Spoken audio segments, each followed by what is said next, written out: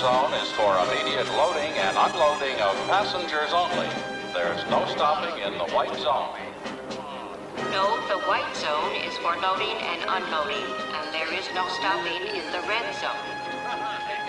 The red zone has always been for loading and unloading. There's never stopping in a white zone. Don't tell me which zone is for stopping and which zone is for loading. Listen, Betty, don't start up with your white zone. Welcome once again to Drake and the Maestro.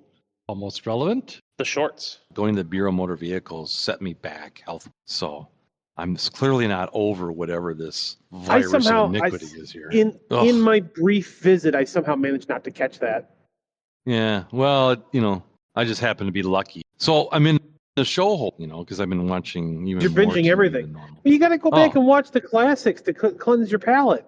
I have. I went back. I went in the other day and I got into the 70s, 80s airline disaster films, right? Oh, yeah, Airplane. Like Airplane, only not as good. Not Airplane.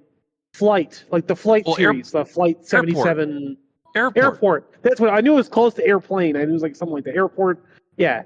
The one there's the one where the plane crashes into the ocean. It's slowly sinking, and there's lots of drama. It's the first time I'd ever seen a laser disc was when we watched that movie. Because I was like, I remember watching it, and they pull out that giant silver disc, and I look at you and I go, "What the heck is that?" And you go, "It's a laser disc." Go, oh, well, that's what that looks like. Cool. It's the first commercially viable DVD. Yeah. We used to sell them. We used to sell them with the appliance. It's laser disc.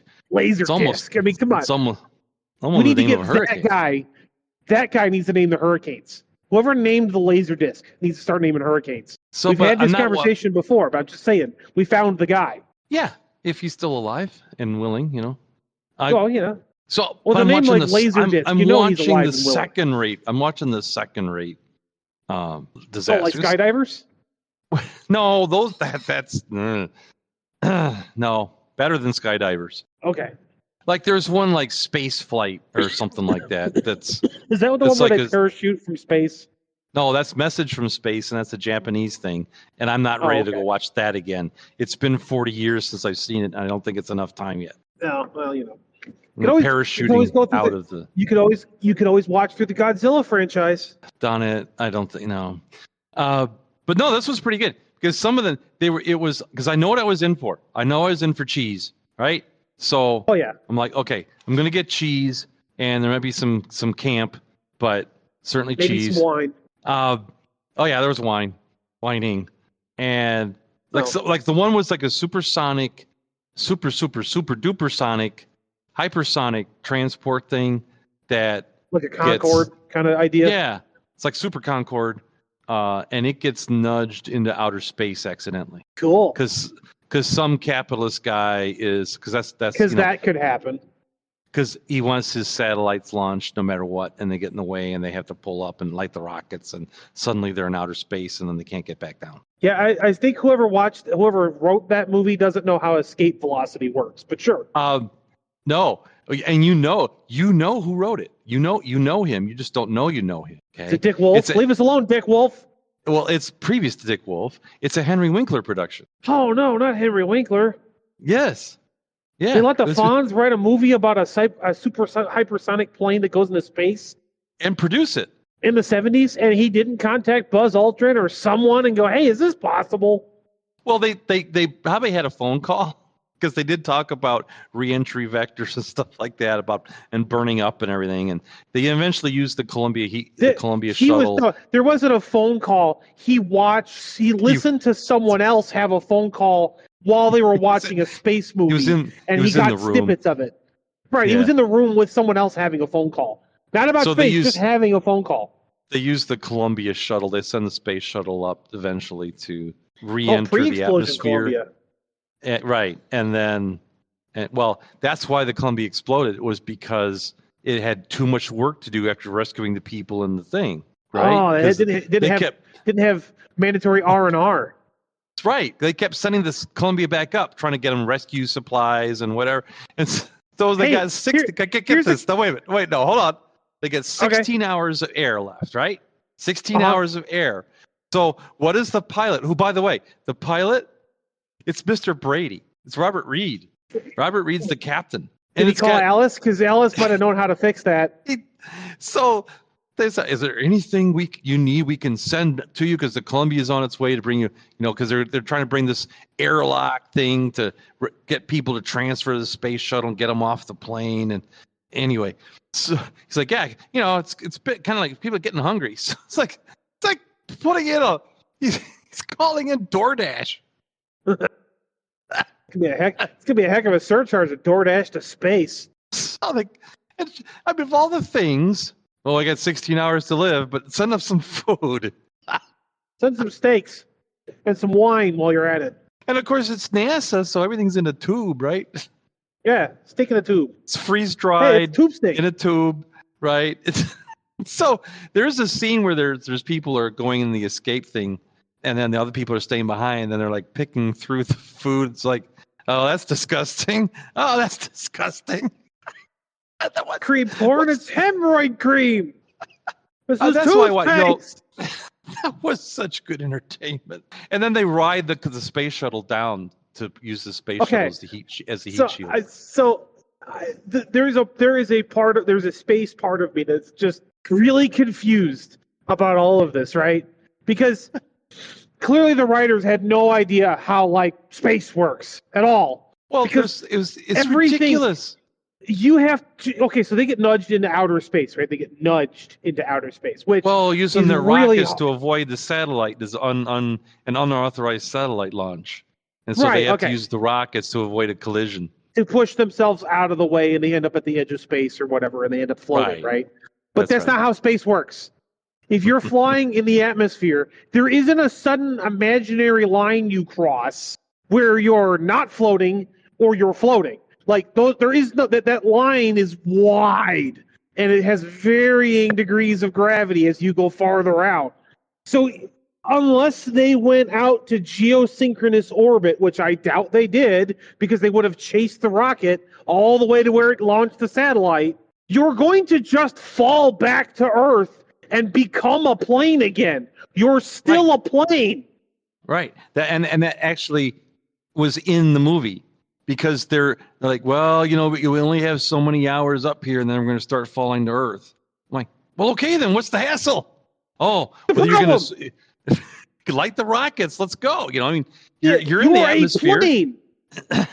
You're not going to re-enter the atmosphere. You're still in the atmosphere. Yeah, you're not coming in from the moon, from outer space, from high orbit. Right? Yeah, you're not coming in from geosynchronous orbit. You're coming in from you're not even at low Earth orbit yet, because low Earth orbit still orbits. If you're falling, albeit slowly, you are not in orbit. You are still in the atmosphere. You might get a little warm because there is still going to be friction from coming from that high, but it is not going to be anywhere near what satellites or the space shuttle or any of that comes up to. It's going to be mild. The space shuttle's not coming in on power, right? She's coming in. No, it's coming in on a glide vector. Yeah, and they're using thrusters to maintain navigation control. They use compressed air until they get into the atmosphere. Yeah, right. So, but in the case of our trapped space plane, they have. We're not going to call it space plane. It's a plane. They have thrust. They have both rockets and scramjets. So they have positive they got scramjets? Thrust. That's a non-reactive fuel. That just light those suckers, point your nose back at the ground, get back in a thicker atmosphere, light the engines, and coast and glide out the rest of the and glide out the rest of the angle. Just go back the way you came. That's all you got to do. You just reverse the procedure. Right, at a shallow angle. You don't even have to reverse the procedure. Just come in at a shallow angle. The thing about the space shuttle is it's because it's coming in from high Earth orbit, right? From geosynchronous orbit all the way out at the edge of the orbit, right? Because that's where most of our stuff is. Right, and they have a very narrow angle that they can start entering the atmosphere at. Right, and they have no way of stopping. They have no brakes. They have they just have attitude of attack. That's all they have. They have angle of attack. Yeah. That's it. That's how fast they fall. Is what angle of attack the space shuttle's at. And then that's it. They fall until they hit their terminal velocity, and which they is have screaming fast. Way, because the best way for them to in theory, the best way for them to re-enter orbit is to slowly circle the globe at shallower and shallow angle, slowly coming back into the atmosphere until they come down below a certain point. Basically, when they're in the upper troposphere or whatever it's called, stratosphere. I forget what the top atmosphere is and then called. just auger that baby in. Right, and then you're in the atmosphere. You're up where the U-2 spy plane flies, and then you just fly back in. So if they're there, let's say they're up where the U-2 plane flies, or maybe a little above that, right? That's the idea. So they're high enough that they're falling very slowly. As I said, it's going to take a couple of hours to get back into atmosphere, like into atmosphere. 22 hours or something like that. Yeah. Right. So I guess the calamity there is that they have 16 hours of air, and it's going to take 22 hours to get back back to safe zone, right? Right. But if you light the scramjets and come at a shallow angle, like the U-2 spy plane does, at a shallow angle, light the scramjets, get momentum at a shallow angle of the atmosphere, and just keep angling down until you're in atmosphere enough to light the engines. I think we solved Henry's problem for him, but that's not the then funny you would have part. a movie. That's not the funny part of the movie. I mean, the funny parts of the movie are that all that's there, but it's not really there. But it's not really a problem. The real funny part, the real entertaining part for me was the extreme measures of nonsense, right? So, Robert Reed, it's interesting. He's got a very broad range as an actor, right? He wasn't playing Brady Bunch type, dad character. He was playing the jerk airline captain. He did a good job. Oh. The arrogant, I seen everything. You can't teach me nothing. Well, to play the good father, you also have to be the jerk. You have to be able to be the jerk because you have to know what not to do. So he's like, his character is been there, done that. Got the stewardess in every port, right? Treats his wife like whatever, and like a stewardess, and treats the stewardess like his wife, treats his wife like a stewardess. Can't be told anything about anything by anybody, right? Because he's the airline captain, and that was good. Fun. Good for him. He did that role. He did it well. But he's the captain from the Poseidon Adventure. And so, what can we send up to you? Well, how about some food? I'm a little peckish. How about some food? Yeah. How about I've got this under control. We could use some food. How about a charcuterie board? You got a charcuterie board down there you could send up here? And they send all the food up in like a Halliburton briefcase. The metal briefcase with the fan. It's because it's tubes of toothpaste. It's tubes of food. It's food. It's tube food. And then they had this. If you think the astronauts eat glamorously, you're wrong. They have this complex docking thing, and then they have what basically looks like an oversized vacuum cleaner hose that's 100 million times too long for the task at hand. It's like it's between the spaceship and the plane. It's got curly Q in it. Yeah, it's like the astronauts come out and they hook up to the hatch on the plane, right? And then this big hose comes out and it's all the way to the cargo bay of the shuttle, and the shuttle's like halfway around the world, around the Earth in another orbit, because that's how long this really long hose is that people are supposed to walk through. It's gonna be a 3-hour commute just to get to the space shuttle. Yeah, and why such a long hose? Why can't they get closer? Because they were closer before. Have you ever seen how they get out of the space station? Apparently not. Pretty close. This is pretty close procedure because there's a lot of junk flying around up there. Well, right, and so it's. I tell you, I know why they did the long hose, because they needed the long, tense procedure where people and the old ladies and everybody are desperately trying to get across through. The hose. Right, they're going across traversing the hose, which is a whole. That's a whole nother movie. That's a euphemism. That's a euphemism for something. I don't know what, but that's a euphemism for something. And then I'm going to start using that out of context. The space junk you mentioned comes by, is like half the people make it, and then the space junk comes by and rips the hose open. Cool. And so the other half don't make it. So meanwhile, the people talk to someone at NASA. Yeah. So meanwhile, the people are enjoying a sideboard up there in the doomed aircraft. So I could go on about, but yeah, right. So, but I'm going to skip this. There's so much in there. So basically, they figure out how to fire the thing up and fly it back, right? So they did the thing we just talked about. Got it. Okay. Correct. That's correct. So what was the transfer of people for then? If they figured out how to get it down, why did they transfer people? It gets worse. If you're one of the people that transferred more air, if you're one of the people that gets transferred, or you're one of the next of kin of the people who transferred and didn't make it, you're going to be pissed on a couple of fronts. First of all, they figure out how to use the Columbia Space Shuttle as a heat shield, and so they just piggyback it and fly down with it, right? Which isn't exactly what we were talking about, but what? Well, why didn't they just do that in the first reel? Well, then you wouldn't have a movie, but exactly. Why didn't? Right, exactly. Then no, here's the insult to every tried to escape and made it or didn't make it. The plane, our super hypersonic plane lands, and the people get out before the people who were rescued are able to land with the shuttle and get out. Because landing the space shuttle's a whole ordeal. That's right. So it's not a very good plane. No. So the other plane lands.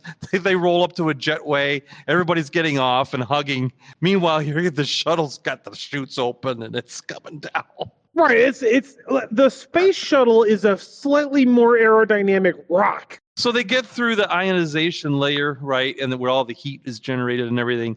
Right, which they shouldn't have been above anyway, but never mind. And then they light off they light off their engines and then fly down normally. And they land long before the space shuttle makes it in. As aforementioned, the space shuttle is a aerodynamic rock. Why isn't anybody angry? It doesn't fly. It falls with style. That's right. It's Buzz Lightyear. So that was great entertainment. That was so much better than some of the trope. Goodness. That was great. You sure that wasn't a comedy? It wasn't then, but it is now. If you know what I mean. That came out at probably the height of the space race. Early 70s. Yeah, when we just got to the moon a few years before that. I think it was 85. Okay, so then it's the tail end of the space. It's the tail end of the space race. I just let the Amazon Prime Video algorithm loose because it said, "Oh, if you like this," because I gave it thumbs up. If you like that, you'll love this. Right? And so they got the next one, and I saw the title, like, absolutely. Do I have to watch this? It's called Death Flight. Oh, that's from awesome. '77. Is it like a cage match on a plane? Like, well, yes, but completely different. Oh, first of all, it's the Love Boat of aviation disaster films. Okay, really long-winded, never really gets anywhere.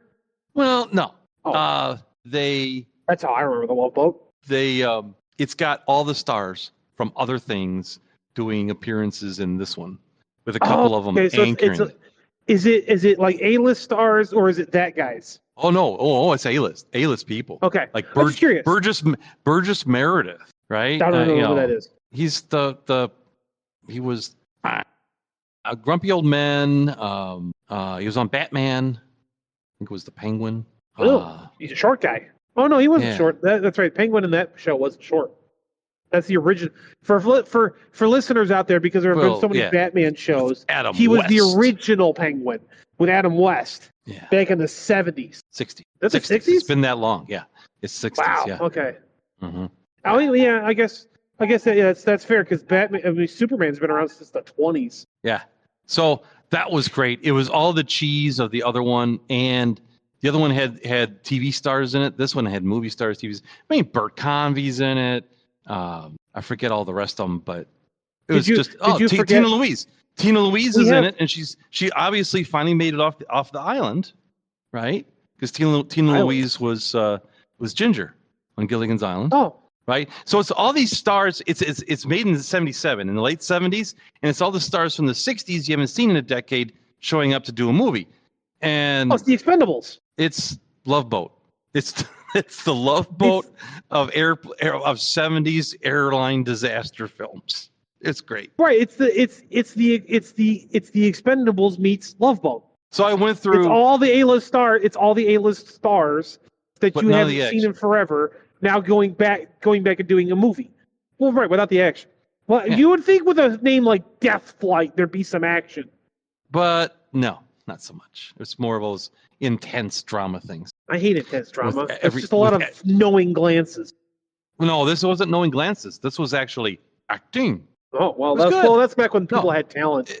That's right. That's what I'm saying. It's all these, anyway, it was really good. And then I just let the algorithm go. I just let it go wild.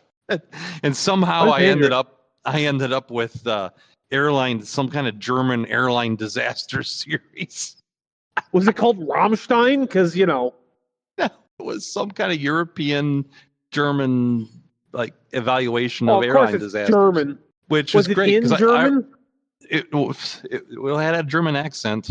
Okay. Well, no, I mean, I just didn't know, were they acting, were they speaking German? Because that makes it a very different kind of show. Well, the interviewees, you can tell, were definitely not, English was not their first language. No, right? There's nothing wrong with that. But they're all aviators, so they ought to speak English. Yes, English is the language of aviation. Right. So that was really kind of funny how I just every time it popped up, oh, if you like this, then watch this. Like, okay.